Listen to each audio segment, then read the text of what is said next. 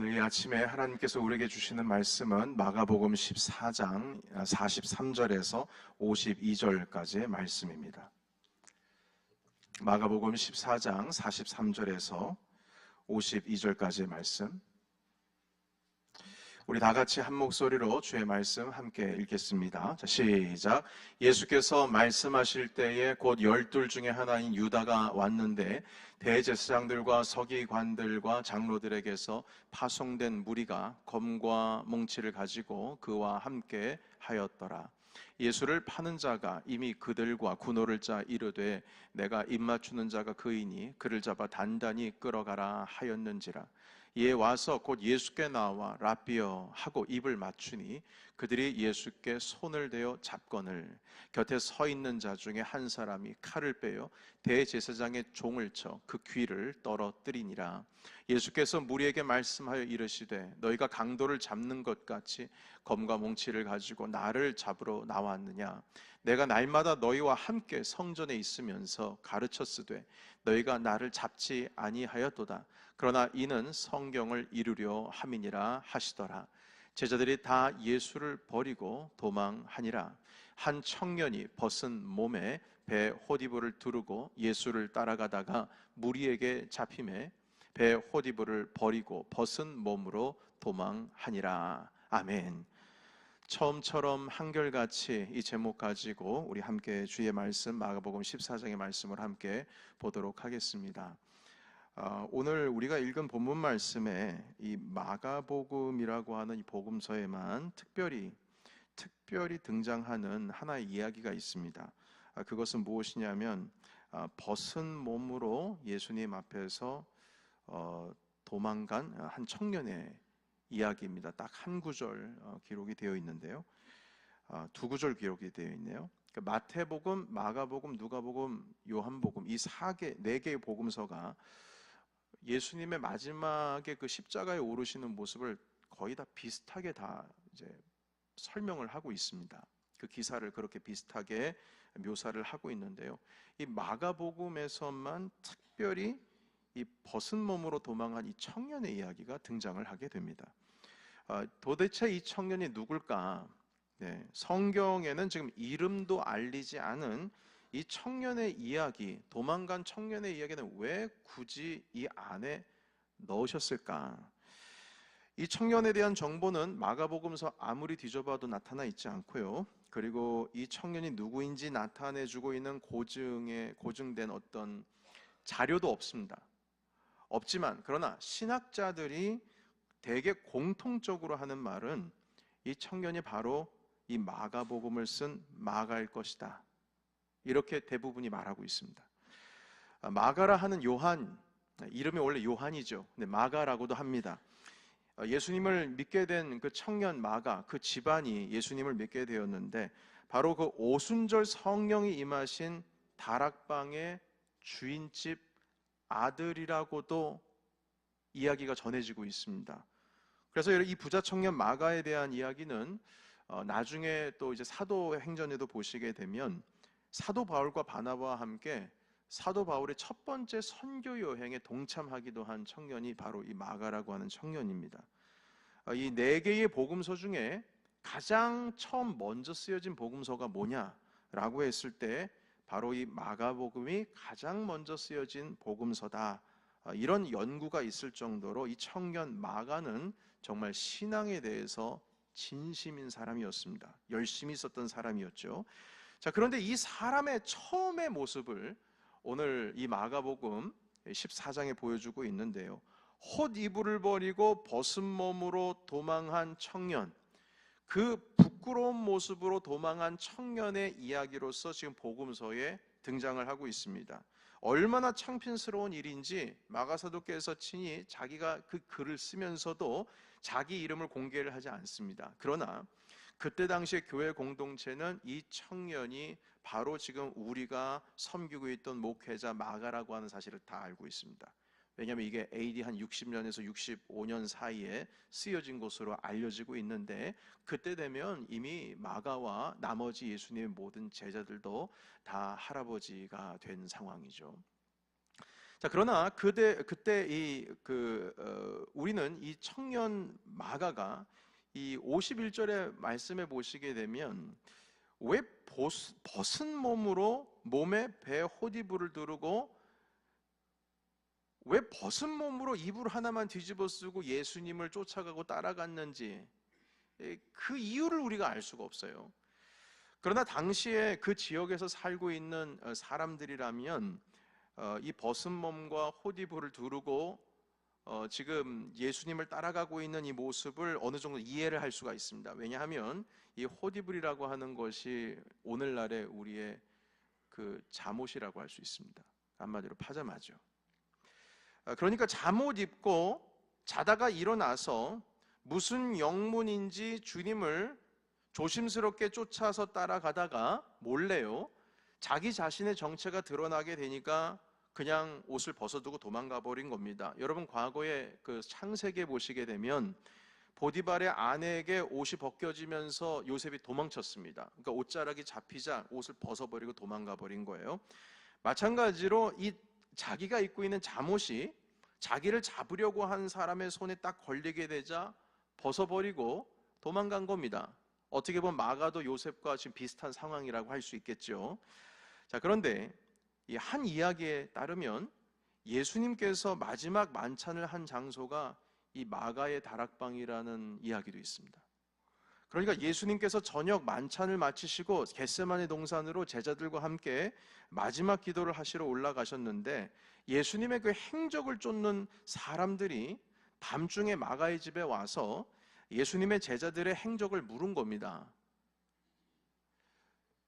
그런데 자기가 이제 자고 있다가 말입니다. 예수님의 행적, 아니 아까도 있으셨는데 어디 가셨지? 그리고 나서 아까 뭐 기도하러 올라가신 것 같네요. 무심코 내뱉은 말에 아차다 싶은 겁니다. 그러니까 다시 침대로 돌아온 이 청년 마가는 잠을 이루지를 못하고 아무래도 그 예수님과 그 제자들의 무슨 일이 생길 것 같다. 빨리 가서 이 사실을 좀 알려야 되겠다 해서 잠옷 입은 상태로 그냥 예수님을 쫓아서 빨리 산으로 올라간다는 거 올라갔는데 이미 잡혀가지고 내려오는 주님을 마주치게 된 거죠. 몰래 그것을 지켜보고 있다가 결국에는 주님을 몰래 쫓아가게 된 것입니다. 그 청년 마가는 잠옷 바람으로 잡혀가시는 그 예수님을 몰래 뒤에서 졸졸졸 따라가다가 자기 자신의 정체가 드러나게 되니까 잡히게 된 거죠. 그런데 잠옷을 그냥 벗어버리고 냅다 도망을 쳐버린 겁니다. 여러분, 이렇게 보면 이 청년이 벗은 몸에 헛이불을 두르고 그 밤중에 예수님을 왜 따라가게 되었는지 어느 정도 이제 설명이 됩니다. 잠옷바람에 급하게 나와서 주님 쫓아갔다가 잡혀서 결국엔 도망가게 된 것이죠. 자, 그래서 이 성경을 쓰신 마가 사도께서 이 장면에서 그 헛이불을 두른 청년의 등장을 왜 쓰셨을까? 자기 자신의 부끄러운 모습인데 이름을 감춰가면서도 이야기를 왜 하셔야 했을까?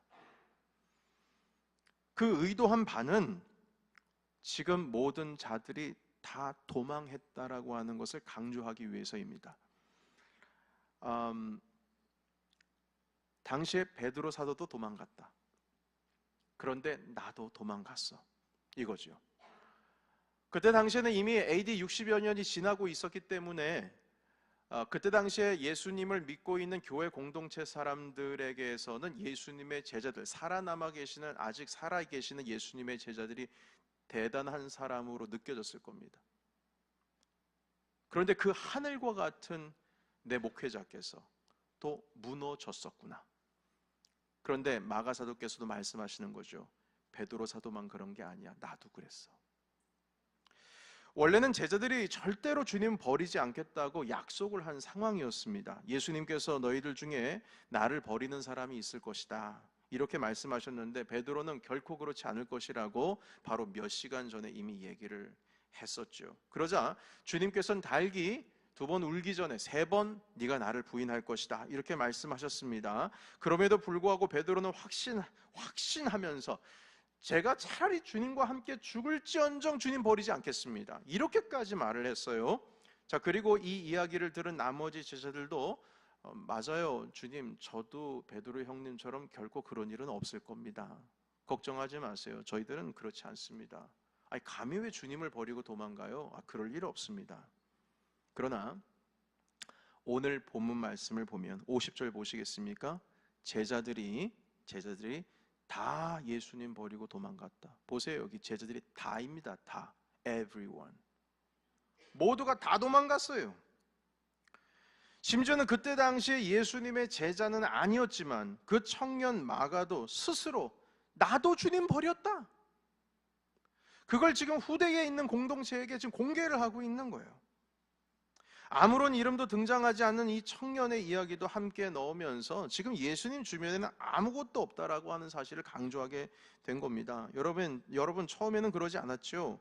베드로는 죽을지언정 주님 버리고 도망가지 않겠다고 했습니다. 그리고 이 말이 어느 정도는 지켜지는 것 같았어요. 어느 정도는요. 왜냐하면 오늘 말씀해 보시게 되면 이 사건 말고도 헛입을 벗어버리고 도망간 마가 청년의 이야기뿐만 아니라 또 한 가지의 이야기가 등장을 하는데 이름이 등장하지 않습니다. 여기서도요. 그것은 무엇이냐면 예수님 곁에 있던 사람 중에 한 사람이 예수님이 잡혀가니까 흥분 가라앉히지 못하고 칼 들어서 대제사장이 보낸, 예수님을 잡으려고 보낸 자의 귀를 잘라버렸습니다.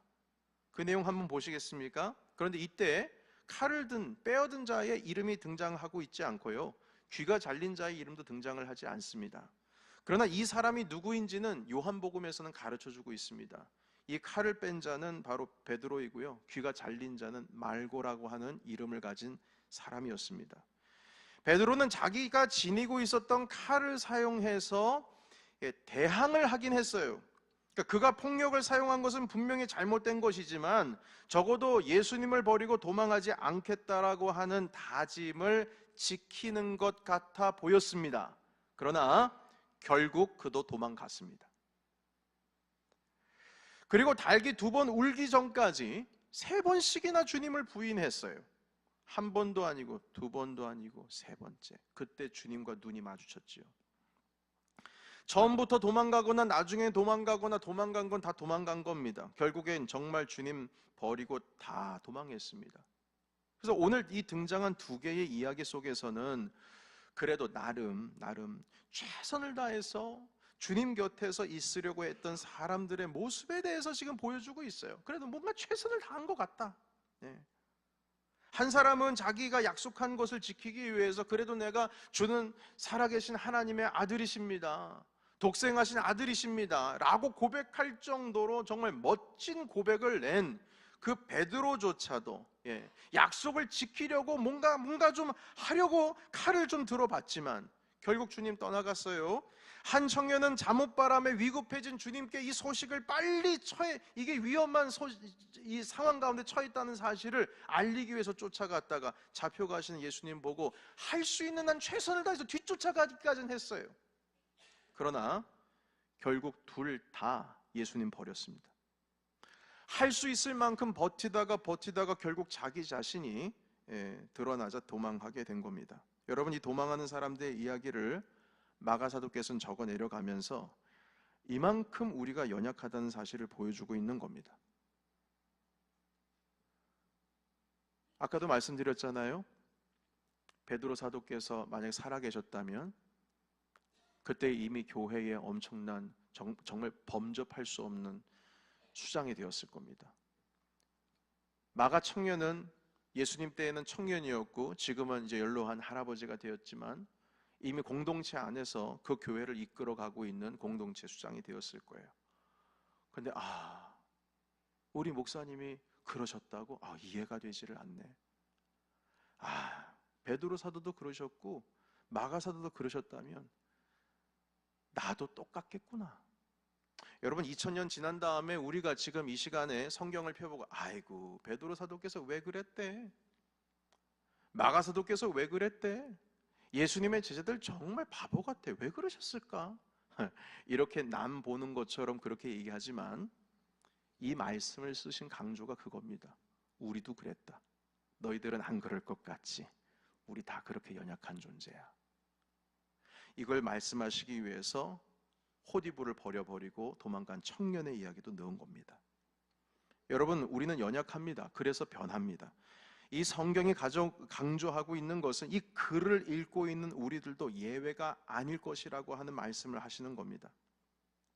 그래서 여러분, 처음부터 한결같은 신앙은 정말 어렵습니다.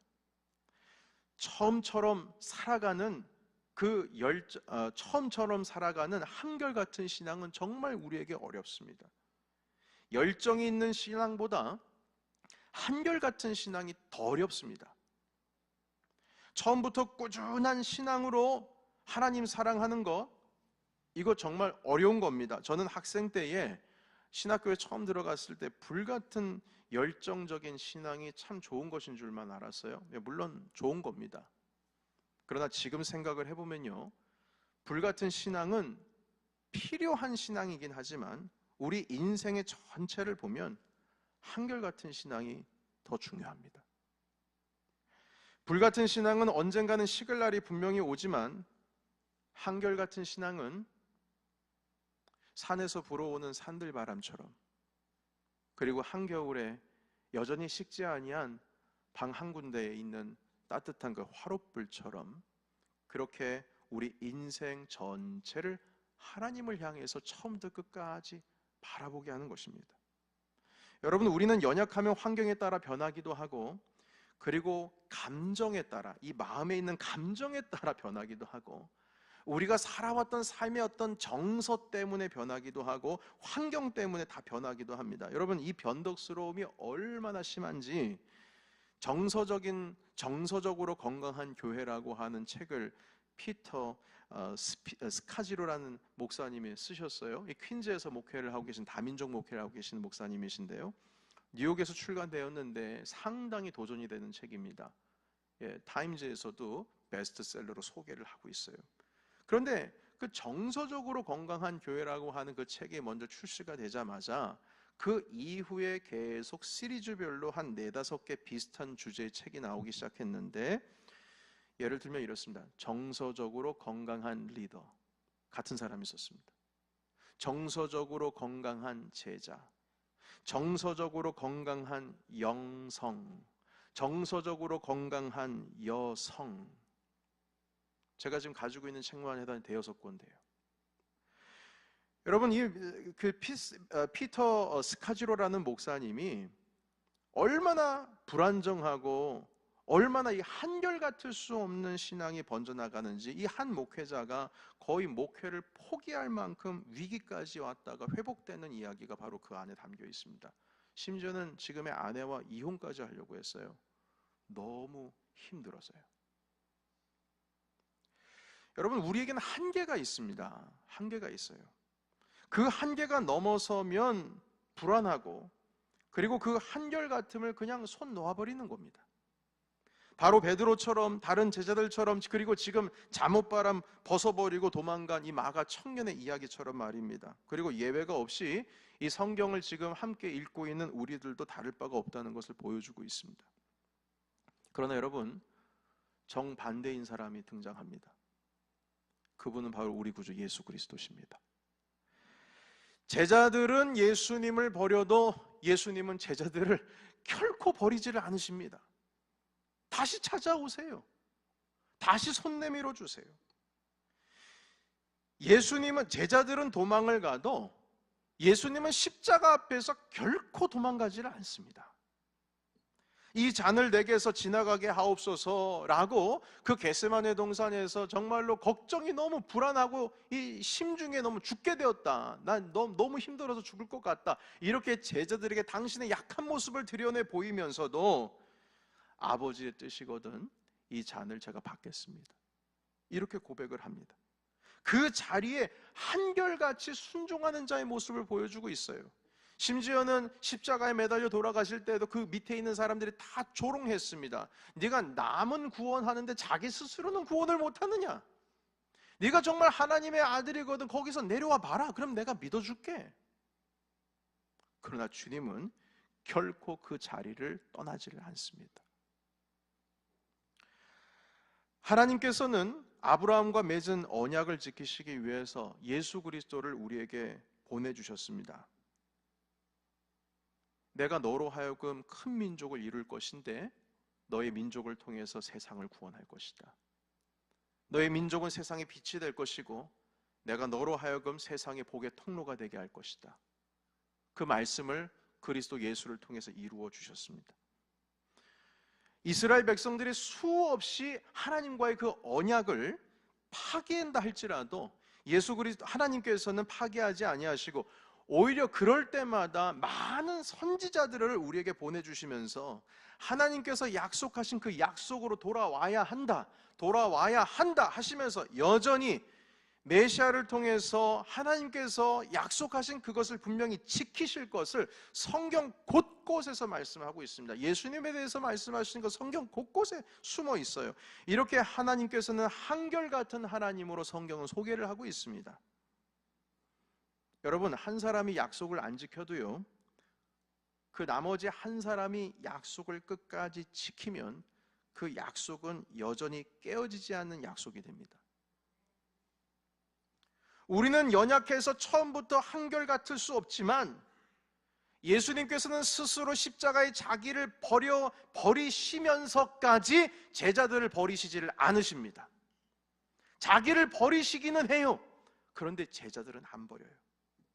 부활하신 주님이 베드로를 찾아가신 그 요한복음 21장의 장면을 보면 정말 신실하시고 주님 앞에 순종하시면서 끝까지 자기 사람들을 사랑하시는 예수님을 볼 수가 있습니다. 여러분, 이런 예수님의 한결같은 성품을 우리가 본받을 수 있을까요? 제가 페이스북에 근래 한 3일 전입니다. 새롭게 만든 찬양 하나를 올렸습니다. 어노인팅 그 멤버들이 오셔서 잠깐 쉬는 동안에 근래 만들었던 제 노래들을 잠깐 소개를 했더니 그 자리에서 다 정리를 해주더라고요. 아, 목사님 가사는 여기서 이렇게 하면 더 좋을 것 같고요. 그리고 편곡부터 해주셔서 그 자리에서 코드 정리까지 다 해주시더라고요. 그러면서 그 예배 인도자였던 최호환 목사님께서 옆에서 몰래 그 찬양을 이제 그 채푸른 간사님이 피아노 치고 제가 부르고 있는 것을 몰래 찍어 주셨어요. 그것을 제가 영상을 가지고 있다가 저한테 주셔서 제가 페이스북에 한 3일 전에 올렸습니다. 그런데 이것을 20년 전에 제가 가르쳤던 제자 하나가 보게 되었습니다. 그리고 저에게 이런 답장을 했어요. 지금은 애 둘 엄마입니다. 근데 그분이 목사님, 목소리는 정말 변하지 않네요. 이렇게 답장을 했어요. 그 뜻은 무슨 뜻이냐면 아, 목사님 목소리 너무 좋네 이런 의미가 아니고요. 이분이 성악을 공부하신 분이에요. 그래서 예배팀 함께 섬겼고요. 목소리나 이 목을 다루는 기술을 아시는 분입니다. 그런데 본인이 알고 있거든요. 목소리는 변하지 않는다는 사실을요. 지금 이분이 예술고등학교에서 노래를 가르치는 교사가 되어서 고등학교 재학 중인 학생 중에는 이분의 가르침을 받은 K-팝 아이돌들도 많이 있습니다. 노래하는 친구니까 원래 아는 겁니다. 목소리는 쉽게 변하지 않는 거예요. 그런데 그 모습을 이제 제 모습을 보면 이제 20년이 지났으니까 제 턱에는 살이 좀 많이 붙어 있고 그리고 제 머리 양쪽에는 흰머리가 희끗희끗하고 앞에 머리는 M자 머리로 저는 브루스 윌리스가 과거에는 그렇게 멋있었는데 시간이 지나면 지날수록 M자 머리가 좋은 건 아니구나 깨닫게 되었습니다. 그런데 옆에서 보니까 머리카락이 많이 숱이 없더라고요. 그걸 본 거예요. 그 무슨 뜻이냐면 목사님 목소리는 안 변하는군요. 목사님 많이 변하신 것 같은데 목소리는 진짜 변하지 않는군요. 무슨 뜻이냐면 나이가 들어도 여전히 제가 들었던 과거 목사님 목소리 그대로입니다. 그런데 저는 그 댓글을 보고 이런 생각을 했어요.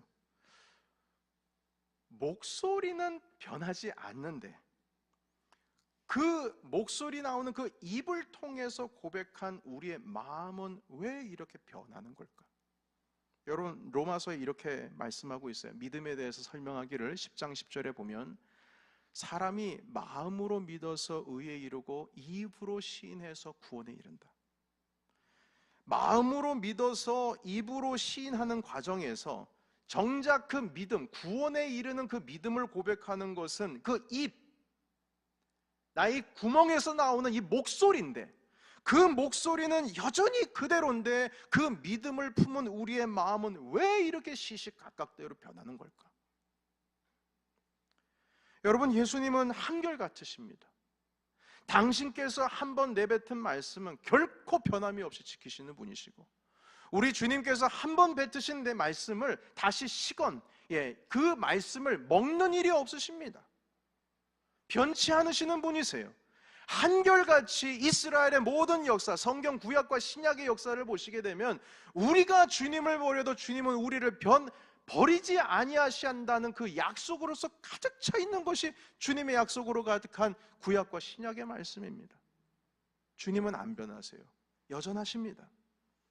여러분, 또한 우리는 주님의 손을 놔도 주님은 우리의 손을 놓지를 않으십니다. 우리가 새벽 날개를 치며 바다 끝에 가서 거할지라도, 내가 수월의 자리를 펴고 저 밑바닥 같은 인생 가운데에 떨어진다고 할지라도 주님의 오른손이 나를 붙드시리다 고백하고 있습니다. 사랑하는 성도 여러분, 우리 주님께서 여러분들을 붙들고 계심을 믿으시기를 축복합니다.